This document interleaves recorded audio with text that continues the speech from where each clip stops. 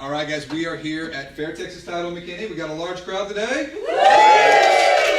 We are doing video marketing, and we are talking about how to use video marketing to apply it to your real estate business. And we have Rafaela, who raised her hand and said, I want to share something that I've learned that I'm going to use to improve my business. She can't wait to share this. I'm so excited. Yes. So YouTube is a platform that you need to use for your business. For your business. And you haven't been really using YouTube yet. No, Not thank really. God. Yeah. But now you're going to start to do it from a real estate point of view. What's some of the videos that you're probably going to put onto your YouTube channel? Well, one thing that I had an idea when we were talking about the security stuff and the home automation. Smart home technology and things. Light bulbs. Yeah. Okay, a light bulb went off in my head and I thought, light bulbs.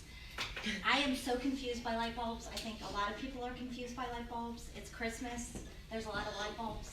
Some LED lights, save the money, not have to go. How do I make it a smart light bulb? Yeah. Singing light bulbs. There's all kinds of light bulbs. So I'm going to be doing a video about light bulbs. There you go. You guys are going to want to see So it. literally the light bulb went off about light bulbs.